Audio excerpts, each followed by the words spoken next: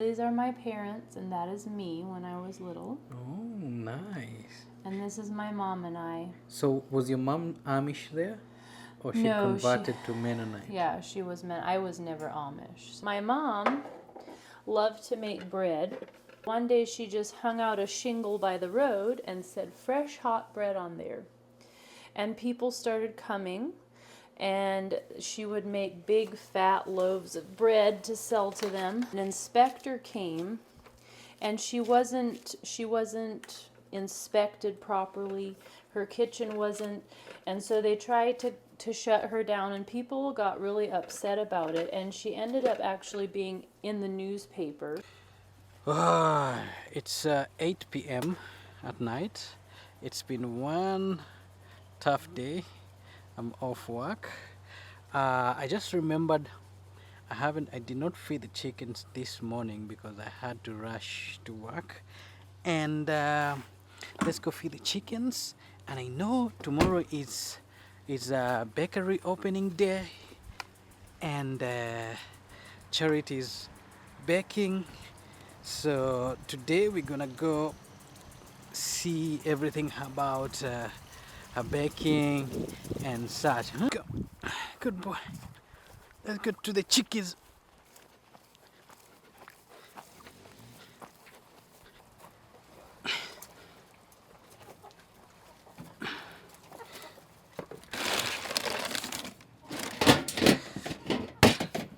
Chowder.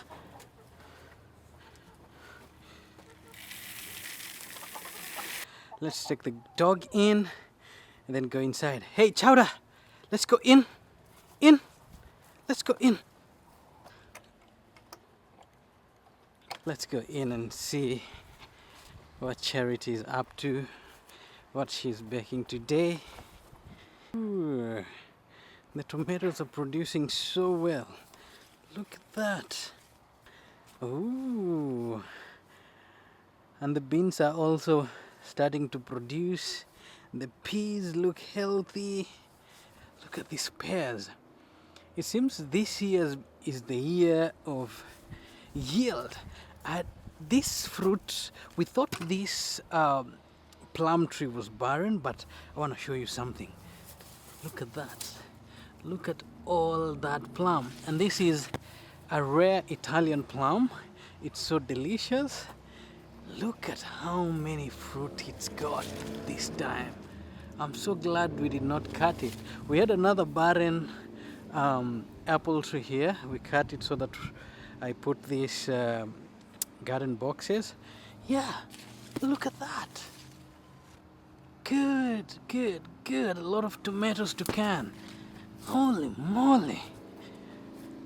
The garage. This is a big project waiting to happen. Look at all those cabbages. We've already harvested like broccolis. Look at the kales over there. Let me show you the kales. Look at that, healthy and beautiful. Look at that. This is also ready for harvest. Hey, good evening, honey. Hi. What are you up to with this? I am making cookies. Good. Which type of cookies? These are the chocolate crinkle pillow cookies. Ah, nice. So what do we have on our menu for tomorrow's bakery opening? So we have a bit of a bigger menu tomorrow. We have these chocolate crinkle pillow cookies. We have a new flavor coming out on pillow cookies. They are called molasses, I think ginger snap pillow cookies. Good. So you're inventing something? I'm inventing a new flavor of pillow cookies. Good. What else are we having? Then we're having sugar cookies that are decorated for 4th of July with red, white, and blue. Yeah. Then we have cheddar jalapeno, honey wheat bread, and we are trialing a new flavor of pesto mozzarella sun-dried tomato bread. Good. A few loaves of that. And then we have a new kind of cake this week. It is poppy seed, a poppy seed torte. Nice. that my mom used to make when she was a baker way back in the 60s. Good. So she gave me her secret recipe today. Good. And then we have our usual cinnamon rolls. Look at that. I've been working on a house that was built in 1890, and the house tested positive for lead.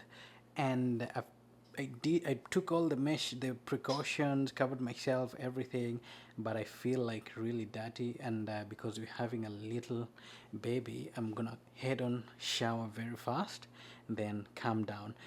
Stay tuned, because we're gonna be telling you the history of Charity's mom and her dough and bread. She's been baking for over 70 years, and she grew up Amish for the better part of her life until she converted to Mennonite, and those recipes have been passed down from generations to generations. And look at me, all the way from an African village, getting to have this amazing jewel from an Amish roots or Mennonite culture.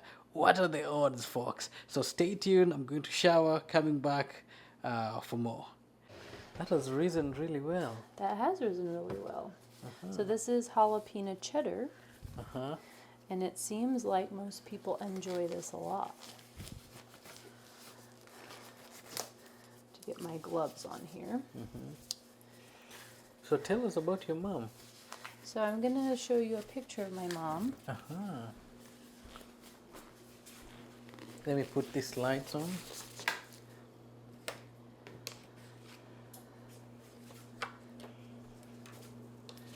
These are my parents, and that is me when I was little. Oh, nice. And this is my mom and I. So was your mom Amish there? Or she converted to Mennonite? Yeah, she was I was never Amish, so if there's pictures of me, then they weren't Amish. Good. So my parents grew up were newly married in the hippie era. And they lived close to Madison, Wisconsin, which was a big community, or there were a lot of hippies in that area, let's put it that way. And my mom loved to make bread. And so one day she just hung out a shingle by the road and said, "Fresh hot bread on there." And people started coming. And she would make big fat loaves of bread to sell to them. And then I forget exactly what all happened, but an inspector came, and she wasn't inspected properly. Her kitchen wasn't, and so they tried to shut her down, and people got really upset about it, and she ended up actually being in the newspaper. What was the headline in the newspaper? I'd have to look. I have the newspaper article in an album, but I'd have to look for it. But I guess the inspector got so much flack from that they came out and told her all the stuff she has to do to be inspected, and helped her get inspected so that she could keep selling bread. Because the people really loved her bread. Good. And she was very dedicated to making bread. I know that when my third sibling was born, in the morning she was baking bread, and then there was still bread baking, and somehow in the process she had the third baby, and my dad came down and was like, "Guess what, we have a new baby," and kept right on selling bread out of their kitchen. So and then later on she got an Airstream and would take it into town on the weekend and sell big fat loaves out of that Airstream, and people really loved that. She told me today that she also sold cake, which she gave me the recipe for today, so I made one of those cakes to sell in my bakery today. Beautiful. Tomorrow or this weekend. So how long has your mom been baking? Well, my mom is 85 now, and I'm sure she learned how to bake when she was maybe 17 or 18. So let's say just 20, and so that would be 65 years of baking. Her bread is still the best bread ever. Good. And then when I was 6, I very distinctly remember coming home from school and pleading with my mom that I really want to know how to make bread. And so she taught me. I remember how it felt standing on a chair next to the table, and she taught me how to make bread. And I actually made a lot of my family's bread from then on. Some was horrible, some was not edible. But that means that I've been making bread for 34 years now. Beautiful. So I guess I know a little bit about bread. Beautiful. Thank you so much for sharing that. Yes. Yeah, and again, I keep on saying, what are the odds of this guy from Africa, deep in the village, meeting with a woman from a conservative Amish Mennonite background in the United States?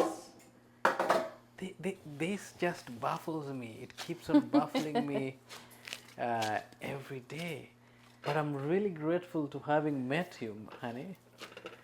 Yes, I'm Yeah. grateful to have met you too. Yeah, I think I'm gonna go. Thank you for the story. I think I'm gonna go to bed right now. I've worked for 12 hours No, today. I think you work 15 hours 15 today. hours? Oh, and tomorrow I gotta wake up really early to go get back at it again. Yeah, I wanted to give you guys an update now of the baking, and I'm gonna be sharing more and more of what we're doing here. I'm gonna be sharing more of the stories in the coming video. This was just an impromptu video, and yeah, little baby Dos has already fallen or succumbed to sleep. I'm about to follow suit. Thank you for watching this video. I hope you like it. I hope you liked the story. More stories coming about us. And today we've just agreed we're gonna be doing videos about us, right? Was it today or yesterday? Yeah, so more videos coming from this family to keep you guys entertained. Maybe you could learn one or two things from us. And yeah, please watch these videos, guys. You're the ones that we have in mind, and you're the ones who are gonna build this community and enable us to tell these impactful stories and showcase our lifestyle and see where this goes. Yeah, thank you so much. See you in the next one. Bye.